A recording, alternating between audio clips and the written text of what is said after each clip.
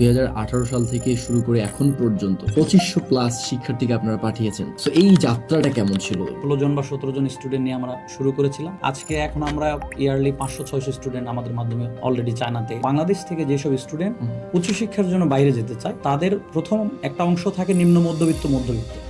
যার কারণে স্টুডেন্টের প্রথম প্রায়োরিটি থাকে যে আমরা কম খরচে ব্যাচেলারটা কমপ্লিট করব বা মাস্টার্স করব বা পিএইচডি করব বা ডিপ্লোমা করব, যেটা ভালো কান্ট্রিতে ভালো টপ র্যাঙ্ক করতে চাই। ইউএস র্যাঙ্কিং এ আমি একটু সার্চ দিলাম যে টপ 100 কোন কোন ইউনিভার্সিটিগুলো আছে। তো ওইখানে যে জিনিসটা দেখলাম, হার্ভার্ড, এমআইটি, অক্সফোর্ড, কেমব্রিজ বা প্রিন্সটন, এরকম অনেক ইউনিভার্সিটি আছে। বাট 10-12 পর থেকেই এমন অনেক ইউনিভার্সিটি দেখলাম সব চায় না।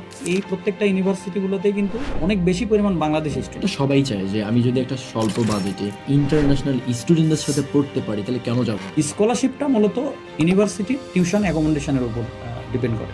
সর্বোচ্চ 5,000 RMB পর্যন্ত মানে হচ্ছে যে 40-50 হাজার টাকা আমাকে বছরে দিতে হবে। মানে এটা এরকম যে 30,000 টাকার থেকে শুরু করে সর্বোচ্চ 70-80 হাজার টাকা অত টপ র্যাঙ্ক ইউনিভার্সিটিতে বা মিড র্যাঙ্ক ইউনিভার্সিটিতে যেটাই লাগতে পারে। কিছু খাতা কিনলাম, লিখলাম, দিয়ে দিলাম। That is call practically in Bangladesh. But China যেটা দেখলাম, ছোট ছোট বাচ্চা রকেট বানিয়েছে।